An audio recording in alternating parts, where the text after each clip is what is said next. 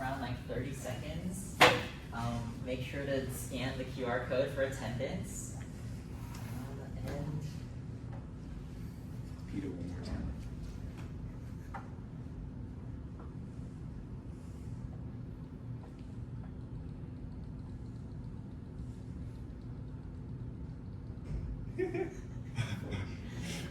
You gonna talk? huh? What are we paying you for? Oh, it is just Peter. All right. Okay. Yeah. Okay. Brian, have you started the recording? Okay. Cool. All right. Hi, everybody. Welcome back to Rap DSP. Welcome to the Rap DSP track, everybody. This is going to be our first lecture. And yeah, this lecture I'm just going to wrap up all the last major topics that we need in order to be able to implement our rap systems on embedded real-time systems and just cover all the non-ideologies that we have left. Okay. And before I get into it, I have I've been cooking up the final module that I have for you guys. That's going to drop tonight or tomorrow night, and then I'm going to host a work session for this module sometime in the next week. If you guys have any preferences, like since we have such like a smaller group now, like if you have any like preferences on like what day it is, just let me know. And then after this final module is due, I'm going to release a like an intro to embedded assignment that's just going to help you guys if you're interested on like getting into the embedded implementation for RAP. It's going to help you guys get started. And then I've also been talking with our beloved faculty advisor, Professor Roberts, about hosting an advanced talk where he's just going to talk through like a couple different of the high level of the couple different like advanced topics that are in like the wireless field, because his research lab is mainly works in that field. And then he and I are also going to collaborate on a software-defined radio workshop either sometime this quarter or next quarter. And then after this quarter, the majority of the spring quarter will be devoted to R&D, where we recreate and redesign parts of the RAP system to just improve the RAP system overall. And yeah, did anybody have any questions on the previous lecture? Because I know all of you guys watched them. All right, perfect. Okay, so I'll just quickly go over the stuff that we've covered in the past two lectures. One of them is, the first one is just like, this is going to be like the overall system design for RAP. So as covered in the first lecture, like the DSP side of RAP is in charge of all of these things in blue here. So this is going to be like on our microcontroller. So we start with just like bit generation, or just like what's the messages that we want to send. And then we're going to map that into its in-phase and quad-strip components that we can get the symbols. And these are going to be symbols that are going to be easily modulated onto our carrier wave. So this is going to be the 1 megahertz carrier wave that is outputted by the microcontroller. It's going to go through the digital to analog converter, and then the hardware side of RAP is in charge of up-converting that 1 megahertz signal all the way up to 27 megahertz, which is the citizens band, or just like frequency range that we're allowed to use.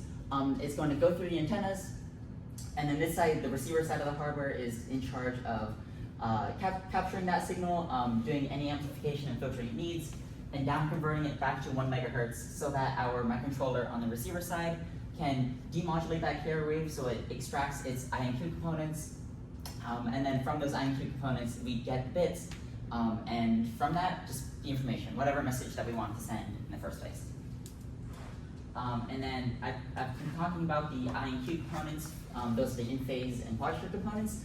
This is just like how we easily change the phase and amplitude of our signal. How we easily change the phase and amplitude of our signal without having to like deal with like phase shifts in hardware. And the way we do that is we just combine two sinusoids that are 90 degrees apart, so like a cosine and sine, and then change the amplitudes of those. And so then the INQ components are just like straight amplitudes for these ones, and when they combine, that gives us our pulse, or our phase and amplitude modulated signal. And then for demodulation, I won't go into too much detail, but this is just like the math that we use for demodulation to extract the INQ components from the combined wave that we receive, and take care of any noise. And then in the previous lecture we learned about the Costas loop, which was a way for us to demodulate that incoming signal and grab those INQ components, but in the presence of a phase offset and a frequency offset for the carrier wave. And then we use that by just like dynamically changing what the phase offset for our demodulation sinusoids were. And how we did that was through a combination of gradient descent and PID, where we had an error function that kept track of like how far off we were from the matching the phase of the incoming carrier wave, and then using that as the error function, and then plugging that through just like our good old PID control loop in order to guess a new phase offset and extract our next INQ components. So that's what we did last time. I hope all of you guys like find this familiar. And yeah, so the first topic that I'm just going to cover today is going to be eye diagrams. All right, so if you've taken 132A before, this may or may not have been covered. It wasn't covered for me, but eye diagrams are just a tool that a lot of engineers use to visualize like the signal integrity signal integrity of like incoming signals in digital communications. And essentially what it is, it's just like a plot of the received signal over many like symbol periods, and then we just like overlap them over each other. It's like we can cover all of the symbol transitions, and then just like any possible symbol transition, it will appear on this, and then if there's a little bit of noise, then like we can see and measure that based off of how wide these ones are, like the lines here are. So like say I'm transitioning from like a bit 1 to a bit 0 in my I component, for example, then that could be this one. Or if I'm transitioning from a bit 1 to another bit 1, that could be this line here. And then this would cover like all of the transitions. And then and then this gives us insights into like timing jitters, like based on like the x distortion here, and then also just like noise, and then what these signal amplitudes look like and how they vary over time. So this is just like how I alluded to it before, but how eye diagrams are constructed. You just like take the received signal over time, and then you divide it into equal sections equal to the symbol periods. So like I can divide it here, here, here, here, and then I just overlay them to like form the eye pattern. So like if I were to do that for this example, say like I could go here, and then if my eye diagram is something like this, I know like if this is like my symbol transition here, like those red lines correspond to like all of these red lines. So it could look something like this.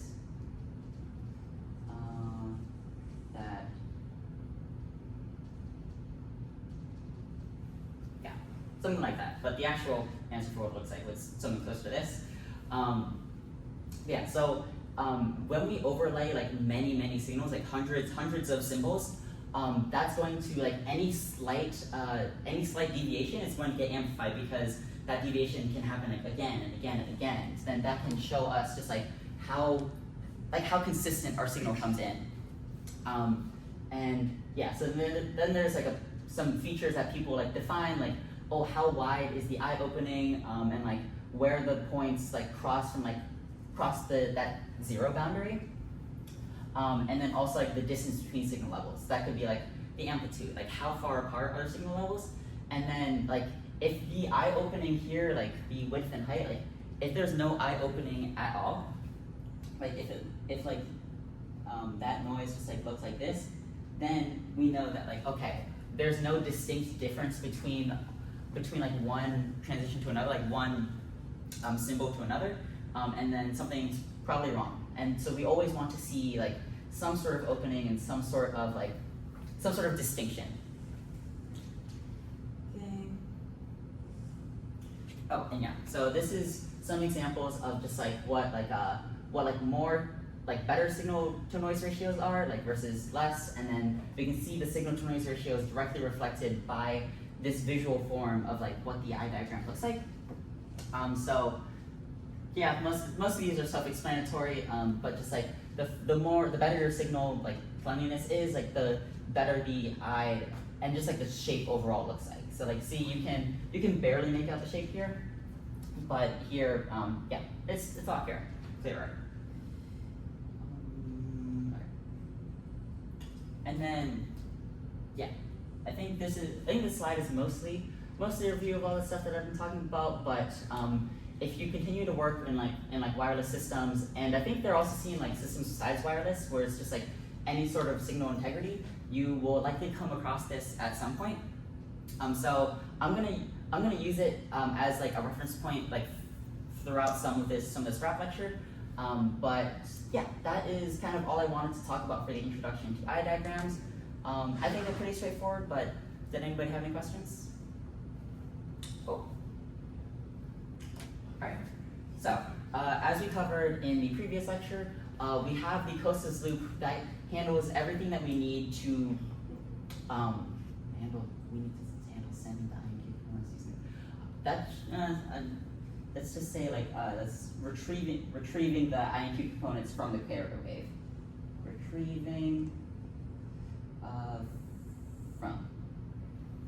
So yeah, so with the Costas loop, we have the algorithm that lets us extract the INQ components from that incoming wave. But now, well, what now? Like, we still don't know like where to sample it, because like say the INQ components can come as just like, well, this one, the sampling rate isn't that high, so I will draw a new example. Like say if this is our incoming eye component, we don't actually have an algorithm that lets us know like, oh, I should sample it here, here, here, here. So like whenever it corresponds to like a 1, 1, -1, -1, or like at the correct points, because there could be a phase offset and a frequency offset on this because of just like slight variations in like propagation delay and like difference between like the microcontroller clocks, or just similar to how we talked about last time, like the just like moving the Doppler effect, like when like say like the transmitter is moving, for example. And this was a problem for the carrier wave. That was what the Costas loop solved, but it is still a problem with the extracted INQ components, because like say if I have a delay in the carrier wave, that delay is going to show up like as a phase offset for the carrier wave during demodulation, but also as a phase offset in the actual symbols that we send. Does that make sense? Does that distinction kind of track? Having you look confused? Not really. Okay. So the carrier wave that we had last time, right? Here, if I were actually like draw it out, it'd probably look like something like this. So this carrier wave is essentially a product of like we get that from our I component, well, NQ component, and then we multiply that by our up conversion, like carrier wave. So that's just gonna be like, ooh. Okay. And then during all of demodulation, like with the Costas loop, we handled like any phase and frequency offsets that occurred here, right? Because when we did demodulation,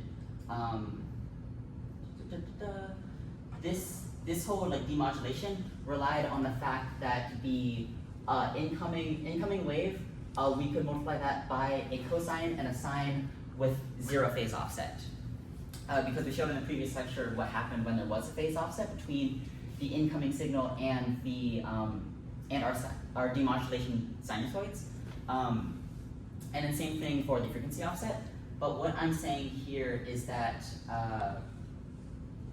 any phase offset that appears, well, here, that's going to appear here, which we solved with the Costas loop, but it's also going to appear in the actual symbols. So we need to know when to sample them. And then this one might not be as intuitive, but there's also going to be like a slight frequency offset. Like say if I send it like with this as the intended samples, I could say like, oh, okay, receiver my controller, like sample that I component at like a rate of like 80 samples between symbols.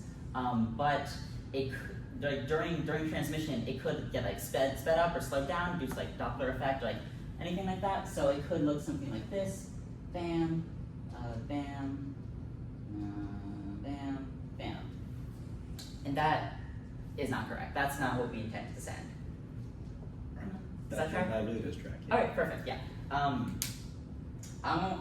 This is essentially the first time that like, for a lot of these lectures, it's the first time like that this content is being taught by like IEEE. So if anything doesn't make sense, just stop me anytime. Okay. So yeah, this is what I was talking about with the IQ components having like the phase and frequency offsets. And then this is just like, if we don't know the exact rate of like how frequently and where to sample, then we could just be we're kind of just sampling in the dark. And then like, yeah, you could like just say like, oh, sample at the highest point, but like then there's like, how do you find the highest point? So that's like what these algorithms handle today. And that's the first problem that I'm going to cover. And then the second one is the how do we know what's an intended message and what's just noise? Because like when we extract the bits, or when we extract the IQ component signal, sample them, and then map them all to bits, we don't actually know like, we're going to create just like a super long string of bits. A lot of that is just going to be noise, garbage, and it depends like whether, or we don't know whether like we're actually sending an intended message or not. So how do we actually do that? And then, oh yeah, I have a question here. So, how many of you guys are familiar with I squared C and you aren't? You know I squared C? I do. Okay. How does I squared C how does that communication know when messages start? It starts off by sending, I guess, like, I don't remember the exact what it sends, but it sends, for example, like an address, and then like there's an acknowledgement bit as well as like some information basically before. Okay, and how does it know what's an address and what's noise? Like if the address is the first thing it sends? I guess it also has like two lines, one for data, one for clock. So like it kind of knows like what information to expect from the, I guess, the other device. So if it doesn't, for example, receive like an ACK or something, then it knows something went wrong with the communication and it knows to start again. Okay, but so then it has the line like, after it sends data, like it can wait until it's received, but how does the receiver know like what's data, like when it starts or not? Because the device address is just like 8 bits, but like if it's sampling super fast, like it's gonna see like thousands of bits for those 8 bits. I think it's based on like a specific pattern of like when one line goes low while another is held higher or something like that. Yeah, so it has two signals, like it has a clock line and a data line. So like when there's a certain pattern within a clock line, when that happens, then it knows like, okay, I'm expecting the next bits to be like the start of my message. Yeah, we don't have that here. And UART is a similar thing where like they don't have, data transmission one way, it's a singular line, but since it's like a direct connection, they can just like directly like hold a line low until like data starts. Or there's some sort of like similar start pattern similar to I squared C, but the whole point is like here we don't have a way to like hold a line low until we're sending data. We don't have a way to like signal like, oh, we're gonna start sending data now, because it all looks the same to our receiver. So that's just gonna be how we do that. But I'm going to start with this one, because this is honestly a much more interesting issue than that one. People call it different things. We call it symbol synchronization, which is just like, just think about it that like this is our I and Q components. We want to be able to sync it so we know where the actual symbols are, like when we can sample it. So symbol synchronization. This I already talked about before, where like slack hardware differences cause propagation delay and like phase and frequency offsets in both the carrier wave and the actual symbols that we want to send. Yada yada. Sync the. Okay, so yeah, the goal here is just we want to know when we should sample them to extract the actual like symbols which we get the bits from, because it just looks like one continuous wave on the receiver side. So can one of you guys kind of explain the intuition of the Costas loop from last time? Just like high level, like what were we trying to adjust, and like how did it work, I guess. I think very vaguely from what I remember, it's like you receive like an INQ component, you generate some I guess I don't know what to call it, like a quantity by just multiplying like the received components together, and that's supposed to give you like the error, how much you're off by, at least something that's close to it. So for like smaller phase offsets, it's roughly linear, and more importantly, it points in the direction of like 0 error. So then if you like add that to your current phase, then you get like a better guess for it. Yeah. So we had a guess that we had some parameter that we were trying to guess or estimate. For the Costas loop, it was the phase offset of the carrier wave, at least relative to our own receiver. And then how did we adjust it? We adjusted it dynamically so that every INQ sample that we took, we had an error term of just the I component multiplied by the Q component. And because we knew that product had to be 0 or was supposed to be 0, if it wasn't 0, then we knew we had to adjust our phase guess like up or down, depending on your interpretation. And then from that, like we set up like our PID gradient descent that we took the results from that error term and then we adjusted our parameter. So we're going to try and do a similar thing here. The first, oh, okay. So when we in the modules, when we downsamples, like when we like actually sampled this, like the INQ waveforms, we use the downsample function, right? So then this one just like did it automatically. We're like, oh, every SPS samples, like every samples per symbol, which was 80. So like when we sent it on the transmitter, we had 80 samples between every symbol. So that was that's what I mean by SPS today. So every SPS samples, we just got a value from it. Bam, bam, bam, bam.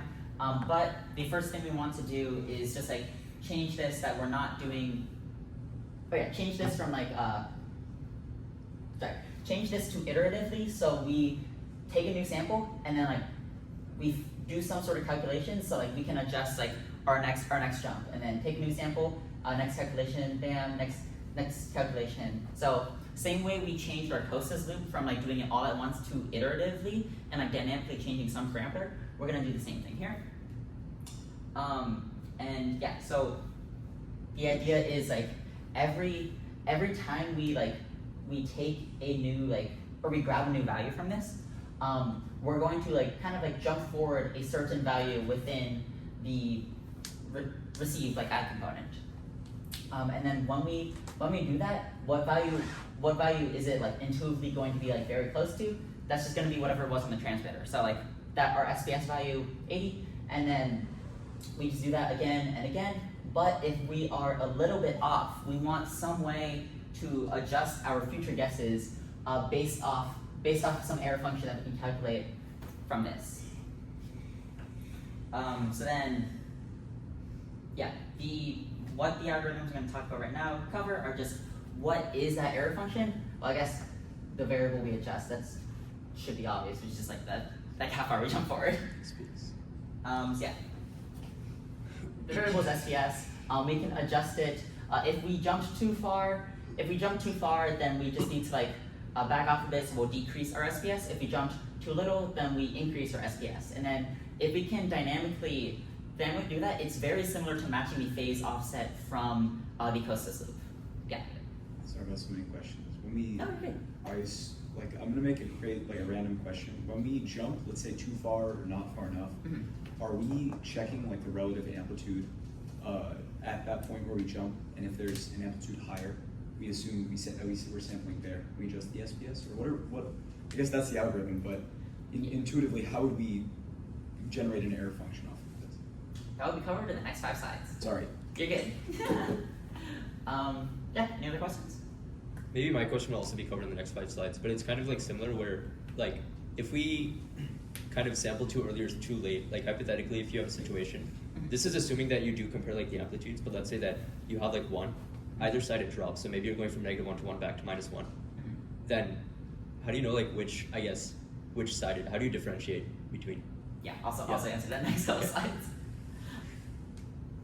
Hi, Ryan. This is more of like a in general kind of question, but can we expect like the frequency and phase offset to be constant with respect to time, like when we receive the signal?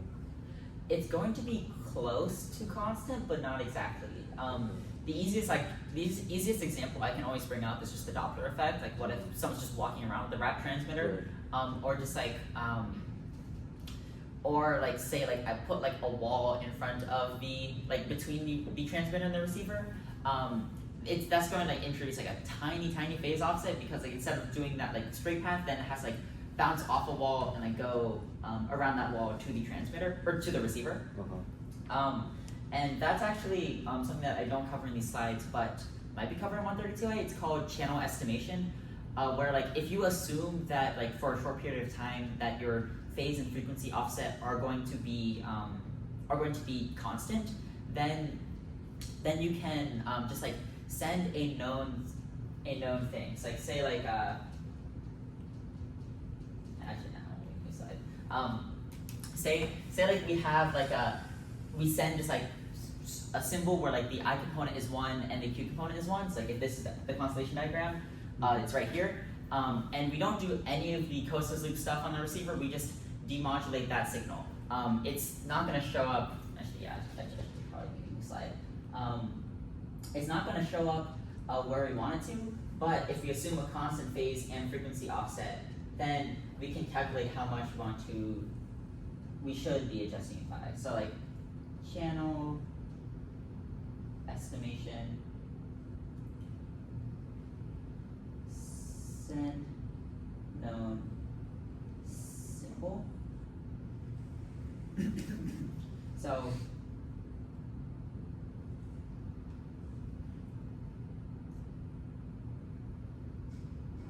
Q, and then if we receive, we're gonna receive something like this, for example.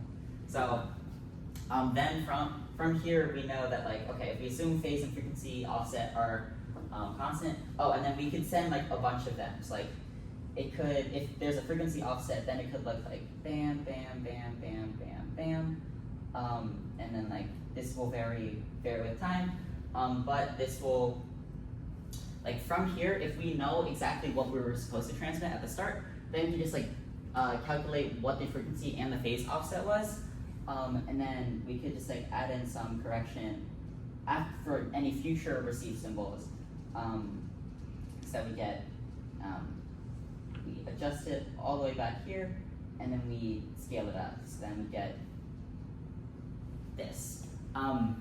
We don't assume that we have constant phase and frequency offset though.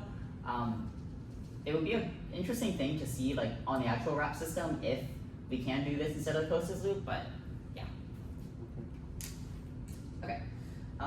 So back to this, the error function, we need some way of determining whether we are early or late, and we want, ideally the goal is to maximize like the absolute value of our sample points, because the shape of our pulse shape filter is going to have our maximum right at the center. And you can see that here, like the maximum is going to be like right there at the center of the pulse shape. So we want to just get that maximum value.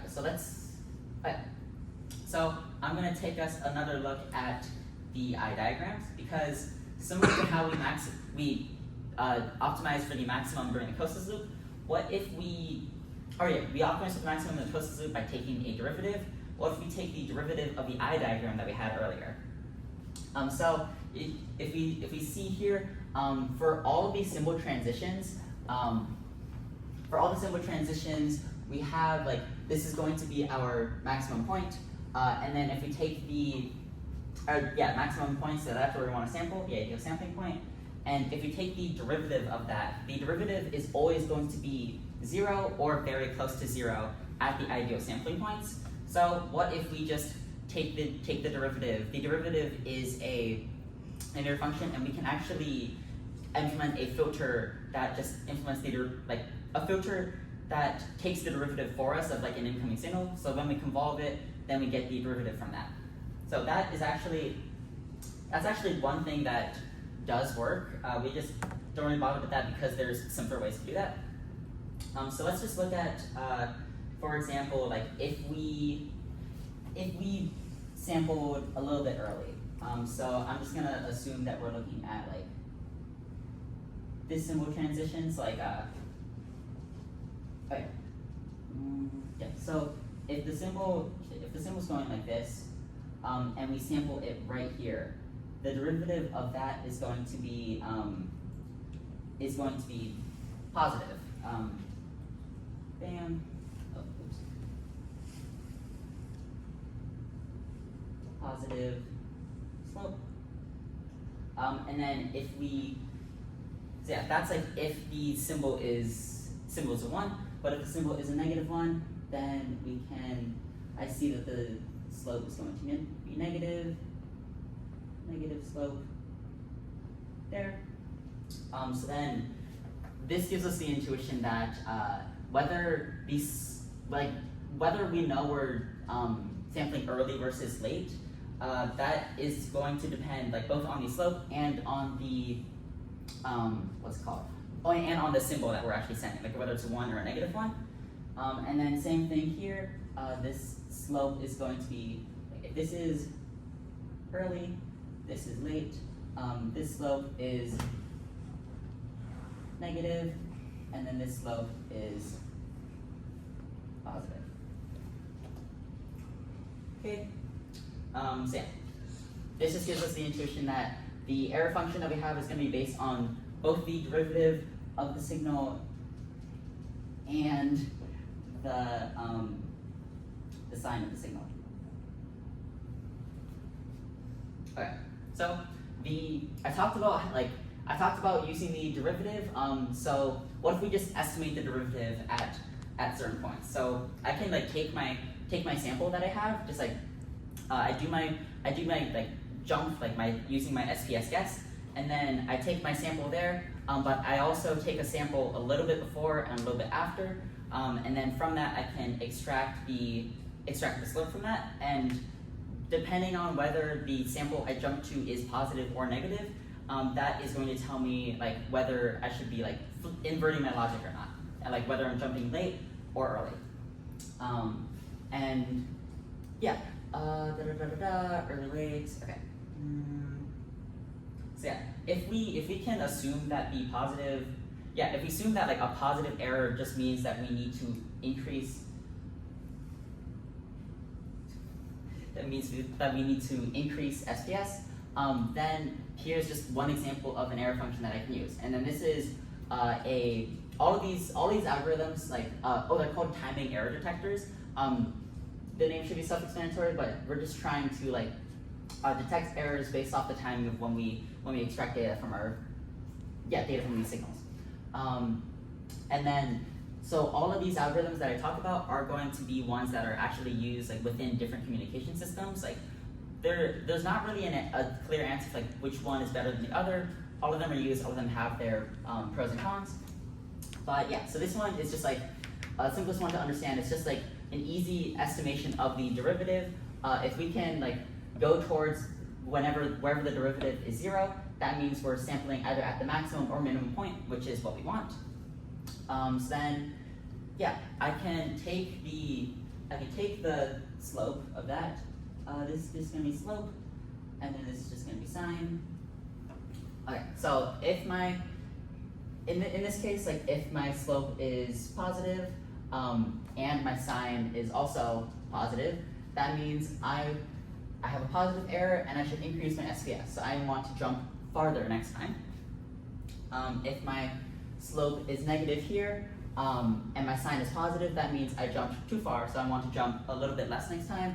And then here, if the slope is around 0, don't change it, we're good. And yeah, I mean, I think this shouldn't be this should be pretty straightforward so far. But I guess some questions here are, Hey Evan, if my points were E, D, and C, where D is like our like sample value, and then E and C were like the early and late values, would our error be positive or negative? E, D, and C. E, D, and C. So I guess D is sampled. We can see it's sampled too late in this case, but we can look at the. I guess we can look at E and C and see that the sign would be I guess negative with a delta value of it being positive. So we'd see that we need to shift our SPS backwards. Yeah. So if I was actually, I'll do it the next one. Hey Brian, what about the next question? If our values were instead D, C, and D. Sign of the C, which is the prompt, is positive, and then B minus D has positive sign, so then that means our error is positive and we're early. Okay. Yeah. So the point I was trying to get here. Oh yeah, that's both correct. Like both very good.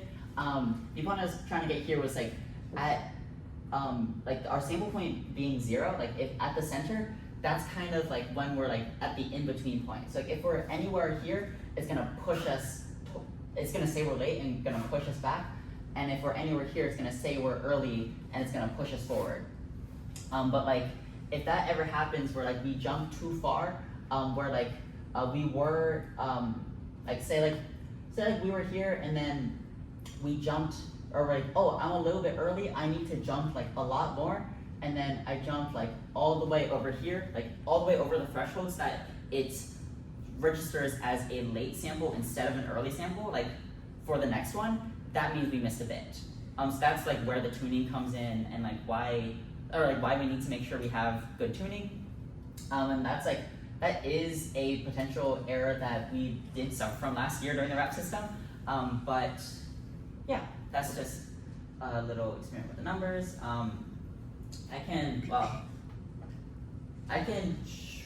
I was gonna like draw out like examples for each case, but I think the important thing here is just like, I just use the eye diagrams here to just like cover like all the different scenarios of the symbols, just like early, late, and whether I'm doing it like for a positive symbol or a negative symbol.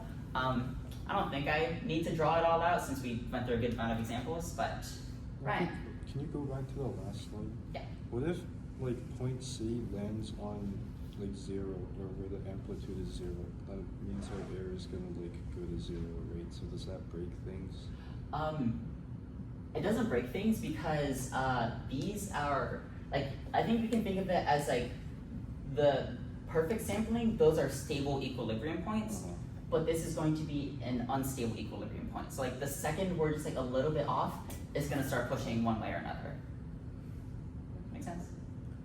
Are we also like PIDing this so we have like history of like, okay. Yeah. I don't know if this is related to Brian's or not, but let's say we have like point D being at the correct sampling rate, and we point C being just shifted a little bit to the right to be at the correct SPS, and then D would be, let's say it's 0, and is B presumably also at 0, or is this just like a toy example? Because I'm thinking about like in a real system, like, and we want to keep it at, let's say, value of 1, symbol of 1, and it would kind of dip and go back up at the next sample. Yeah. I'm thinking about how, let's say B might not contact amplitude of 0. We'd have slope of 0. So yeah, slope of 0 and also positive sign. So 0 error, don't change SPS. But this wave doesn't contact 0. I'm thinking. Yeah. So you shift SPS anyways. I'm not sure. I might have to ask you to ask that question again. But would it? Well, there's the assumption that like this is going to be the like the distance between like our like middle sample, like our prompt, and then our early and late. Yeah. But the distance between them is something that we can also tune. Okay. So it could be like this, where it like passes signal boundaries, but it could be right here. And that's something that we test in this next module. Yeah. To add on to that thought, do we typically want like the two, like late value and early value, to be like equally spaced apart from like our prompt? They should be equally spaced apart from the prompt, just because that's going to give us our most accurate estimation of the derivative. Okay. If there is a reason to like make one like offset from the other, I wouldn't know it. I'd be curious though, but yeah, typically just simplest thought is the best one. Let's just get the slope.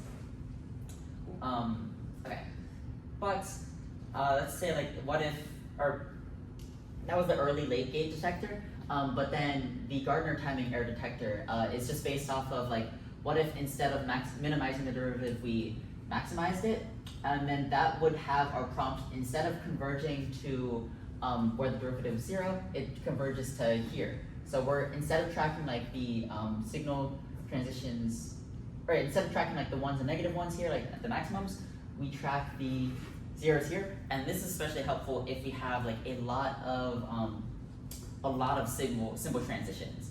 It's not as helpful when we have like just a bunch of ones or a bunch of zeros, because that is going to look like there's not going to be a lot of variation in that, but this is helpful for if there's a lot of symbol transitions.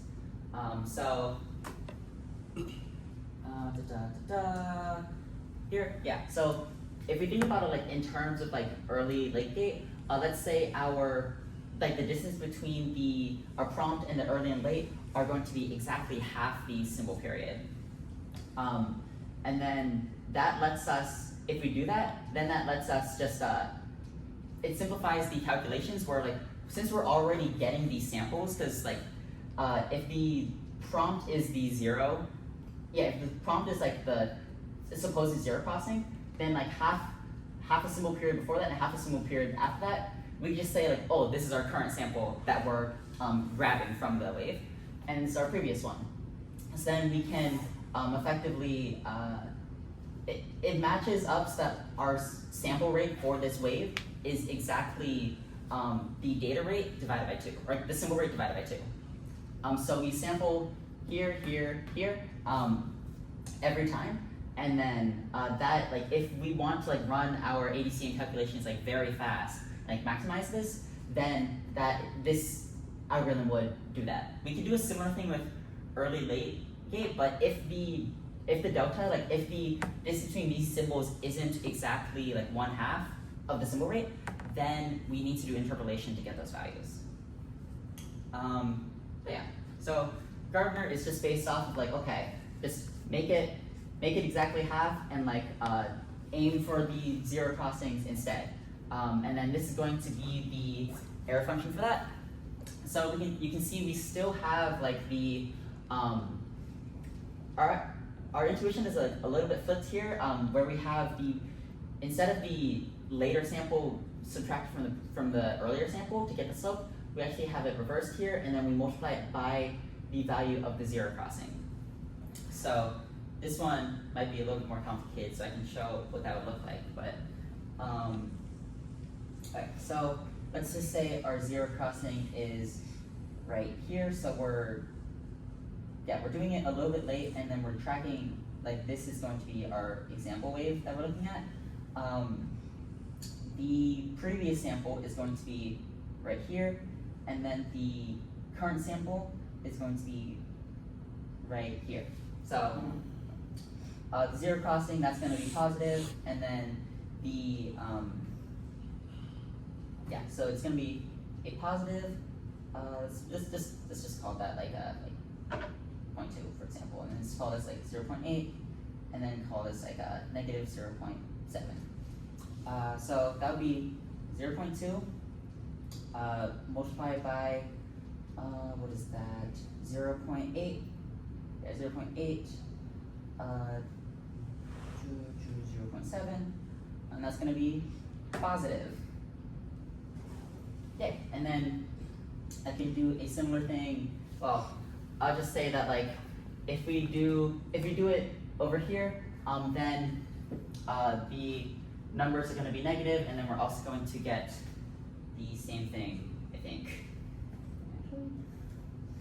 And then if we do the late example, on the other hand, like where this is our 0 crossing sample, and then this is going to be our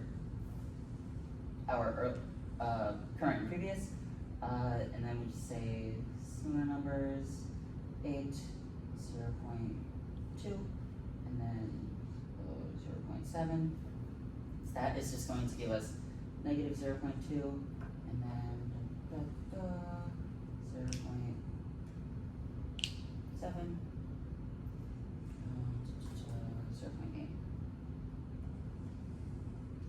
that's going to give us a negative value.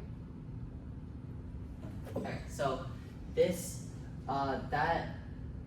that covers both the examples when when we're going from a 1 to a 0, and then I'm fairly confident that when we did it like from going to a negative 1 to a 1, the algorithm still works out. So yeah, this is how the Gardner timing error detector works. Like this would, remember that like a positive error means we should boost our SPS, like increase it, and a negative error means we should decrease it. So in both these scenarios, we go like back to the zero crossing. Okay, and then the last timing error detector that I'm going to talk about is the Mueller-Muller timing error detector. And then the what's so funny? Nothing's funny. Okay. This timing error detector, actually the previous ones worked at a sampling rate of higher than the incoming symbol rate. The early late one, that rate depended on the delta, like the distance between the prompt and the early and late samples. And then the Gardner one had like just twice the symbol rate, but the Mueller-Muller algorithm was designed to only sample at the symbol rate. And then if we make the same assumption for like how this error function, like how we interpret it, then we have this error function where it's just like the sign of the previous sample multiplied by like what the current sample is. Like say this could be like 1 or -1, and then this could just be like any number, and then this one subtracted from the sign of the current sample, and then any number. I could not actually find any reasoning or like intuition for why this algorithm works. I feel like the early, late, and the Gardner ones were like pretty intuitive for like how you would get to it. The textbooks and everything I found about this one just said it existed, and it just works. Proof by example. Yeah, proof by example. It does just work. I won't go through the example. Feel free to do that on your own. But like, yeah, I tried for a while. I could not find any reasoning. The textbook kind of just introduced it as just like, oh yeah, this is also one that people use in their systems. It came out in this time frame, and like, look, it operates at the incoming symbol rate. Yeah.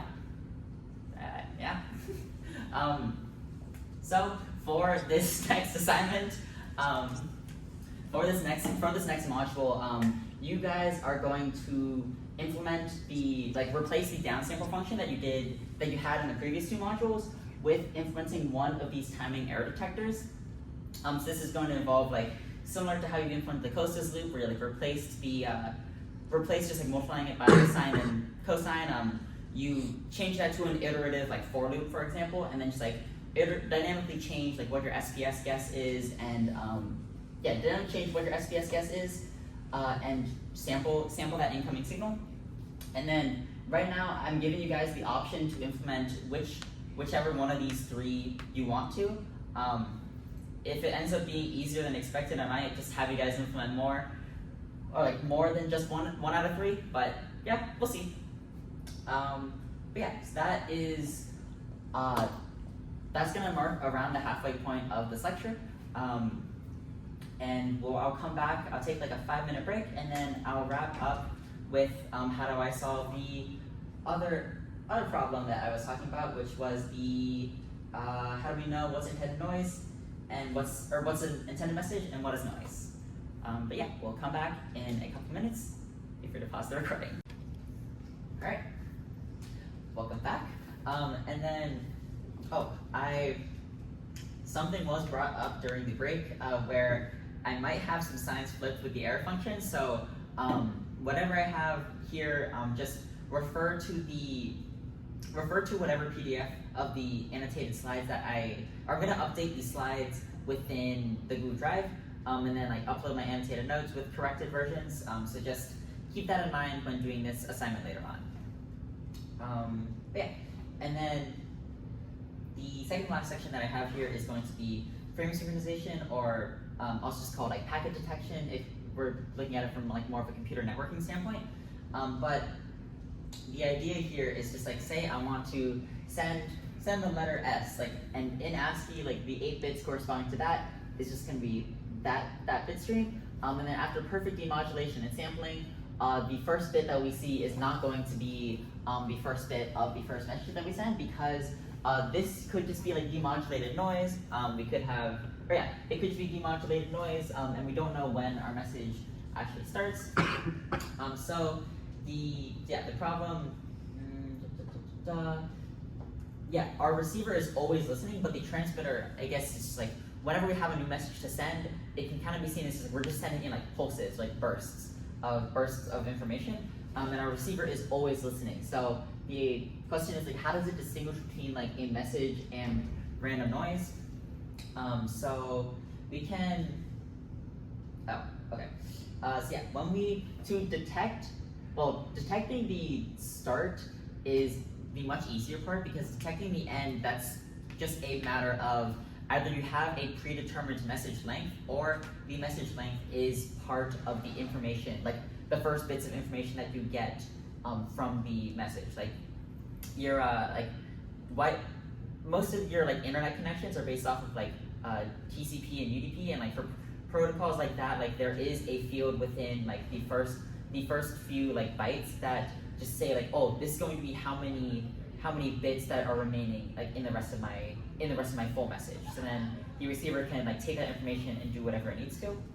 Detecting the start is the harder part, because that is just going to be, or yeah, ideally we have like some sort of pattern, some sort of like way to recognize like, oh, this is the start of my message.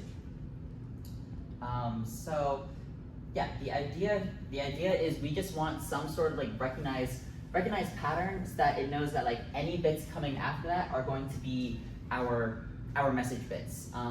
But then the questions are, how do we actually detect that packet header efficiently? And is there an actual optimal string of bits that we use as our packet header? Because like I could just say like oh, what if I want like just 3 1s and 3 0s as like my packet header? But what's the chances that that is going to be recreated by random noise? The first one for detecting the packet header, like say we already have it decided, I'm going to bring up a mathematical operation very similar to convolution called cross correlation. So then this is kind of just, if you do convolution but you don't do the flip part, so you just do the drag part, you can think of it as just a sliding dot product. So if I take this one here and then just like delay it by, or like move it left or right by a certain amount, that's just like adding a delay in time, or like bring it forward in time, then we just take the dot product of wherever it ends up at that point. And if it's the same like shape that we're doing here, like if it's the same shape that we're cross correlating, like the input, like F and G, then the maximum will just be like when they're perfectly aligned. And then yeah, it's very, I have no idea what word I was supposed to say there. I want to use research in a long signal. Oh, no, and like with K. So yeah, this is extremely useful because like we could just like have like a bunch of if statements for like all the bits coming in, and just like every time like a new bit comes in, let's just like look for or let's just run it like just like check every like specific part and like do the dot product ourselves. But a lot of boards and stuff, and like the processors that we use, if we tell it like, oh, we're just gonna do cross correlation across like a giant known signal, and then just like for this small one, that's easily something that's parallelizable by like from a computer architecture standpoint. So that's why we go for cross correlation, because that's a very optimized mathematical operation as opposed to just like doing the manual checking. So like you can say, oh yeah, say like this is the this is the big symbol, or this is the big like incoming signal, and then we want to just like find out where the key is, like where the packet header is. So then this just kind of just shows like we're doing the dot product, and then wherever the like sum is maximized, like the result from our cross correlation is maximized, that's going to be when these perfectly line up, and then we know our message starts exactly however long the message is. Like if we jump forward that amount, this is the first bit of our message. And yeah, so then this is going to be like, if we, like, yeah, this is just going to be like an example result from our cross correlations. Like it could just be like random bits. If we design the packet header correctly, then like it will only have a high correlation right when it matches up. So then, yeah, that's how we know. And then that leads us to the question of like, what should our packet header be? And we want to be able to choose the right key that gives us clear peaks here and minimal results from the correlation anywhere else. So that's when I want to bring up another mathematical function, which is autocorrelation, which is essentially, I just think that it's just like, it's just cross correlation, but with yourself. And then if we look at the autocorrelation of certain functions, sometimes that gives us like insights into like whether those functions like have like special properties or not. And then people define like the ideal autocorrelation property as just like if R0 is the peak correlation, or like R0 being the peak correlation, meaning like when the delay is 0, so like we're just finding the dot product of it with itself, that's going to be like the highest peak possible. And then for k equal to like any other value, that's just going to be as small as possible. So essentially, this is just like the fancy engineer's version of saying we want this, right? So if a function has an ideal autocorrelation property, that is going to be a perfect one to use as our packet header. This doesn't add too much extra intuition. This is just like the official names for these things. But now I introduced to you Barker codes. They're nothing fancy. They're just like known sequences of like finite length that have the ideal autocorrelation property. So for example, this is just ripped right off of Wikipedia. You can see like for specific lengths, like, well, obviously like the 2 length, like that ain't doing much for us, but like once we get up to like the 11 and 13, then they can actually calculate the gain, or like the like how strong like the side lobes are compared to the peak correlation, and they mathematically prove that like, oh, for this specific length, this is going to be the ideal one, like with the best autocorrelation property. Within reason, like obviously you don't want to go with like a Barker code of 10 billion symbols. Is there any like trade-off to just using like the longest possible Barker code? Yeah, the effects start to taper off once you get past like, I think like 13 or 15. Like there's not really a point to doing that, because you can see here like is on the dB scale. It's not really giving us like that much. If we can demodulate our thing every time, or like detect the packet header every time, then that's good enough. And we just like test like at what point, at what length of Barker code do we have good enough for our system. Oh, do you have a question, Evan? I saw a hand up. Just thinking, if we want to transmit more often, but not like, let's say continuously, I was thinking, would having a longer Barker code just, I guess, limit the amount of things we could transmit if we wanted to do it quickly, yet not continuously? Like a dumb question. Wait, can you say that again? I'm thinking if we want to begin and end a message often, without having the ability to just type and immediately send like a W, would we not want to choose the shortest Barker code possible? I guess that could be something to balance out. No, that's a good point. I guess in my mind, like if we want to send things often, we could just like fit multiple messages behind a single Barker code. But like say like there could be like considerations for that, just like how much like memory space do the transmitter and receiver have, like, and like how fast are these samples coming in, because like we eventually like downsample from that 1 megahertz, but 1 megahertz is pretty fast. So like that's going to be like a lot of samples. So it's just a bunch of things to balance out. But the length of the barcode doesn't matter too much in the grand scheme of things because this is like 13 bits. 2 characters is already 16 bits. Yeah, it is something to consider, but like not that much. So yeah, that's marker codes. And then last thing that I wanted to talk just very, very briefly on was error correction.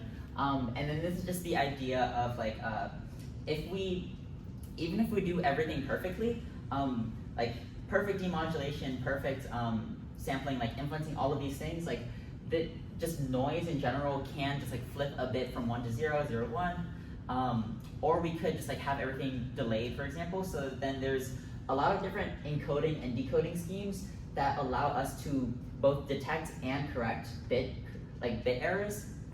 And then that's just we just call this channel coding. And then the idea is just like we want to add redundant bits to our transmitted data to be able to receive errors. And the simplest way you can do that is just like, what if instead of sending our message once, we send each bit 3 times? And then every time we get like a new bit, so like a sequence of bits, we just take whatever the majority was. Like if two of the times we receive 1 of the time we receive a 0, let's just call that a 1. This is also implemented in RAP last year. But yeah, this is the very simplest one, and then it easily lets us handle 1-bit errors. If it's a 2-bit error, we'll just demodulate that wrong and like get a wrong one. We could do 5 times, but there's just better ways to do that. This is very simple, very easy to implement. It wastes a lot of like time, bandwidth, power, whatever. So the goal is to just be able to do this without tripling the message length. I honestly thought this lecture would take a lot longer, so I was just like, oh, I don't have time to cover any of the other ones, but here's a list of the other ones.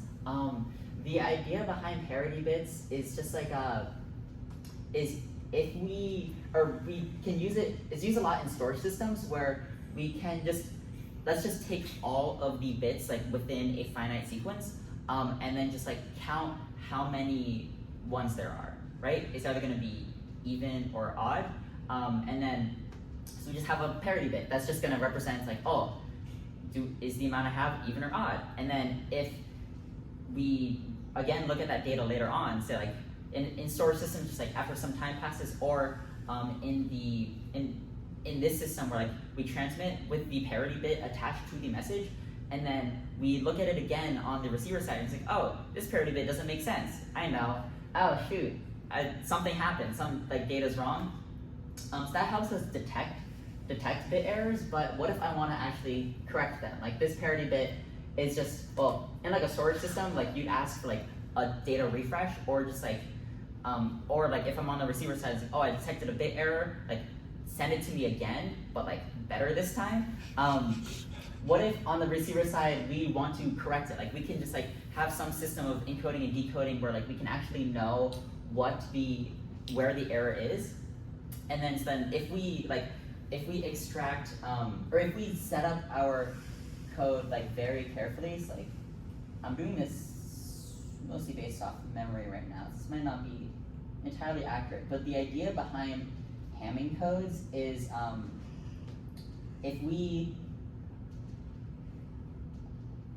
so like if our data is here, so I just have like 0, 1, 1, 0, 1, 1, 0, let me just 0, 1, 1, 0, 0, 0. So if I can have these parity bits, like these are going to be 4 parity bits in charge of a single 16-bit sequence, right? Don't worry about why this one's ignored.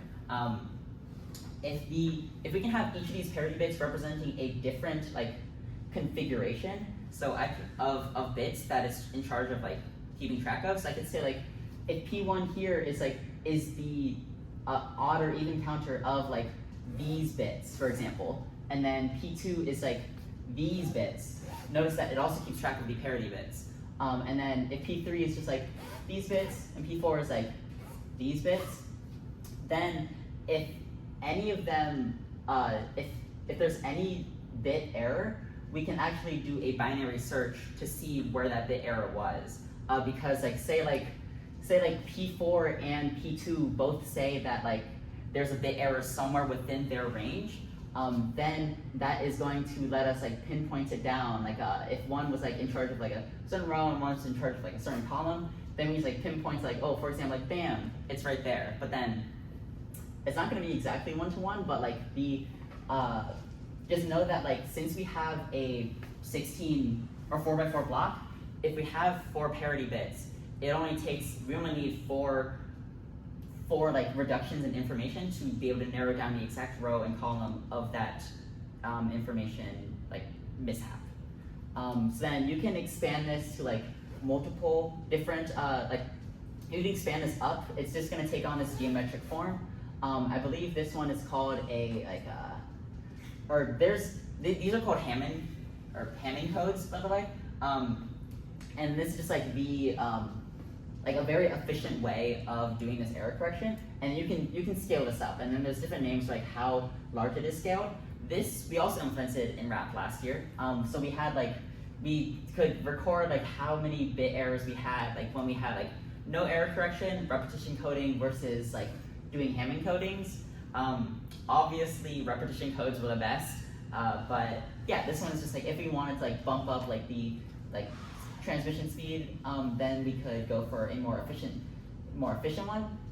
I don't know too much about Reed-Solomon codes, but LDPC, like all of these codes are like used widespread. Like maybe like it might differ on like the age of the technology, but like for example like LDPC, like working with like some defense companies, I know a lot of them implement that like as part of their different like error correction protocols. Like any system that you have is going to have like some sort of error correction, whether it's like message transmission, whether it's like data storage, and just like anything like that. Like when you have like a CD, like if you scratch it, it's gonna like take off some of the data, and all of these CDs like have ways to recover data even if like parts, like entire chunks of the data are gone.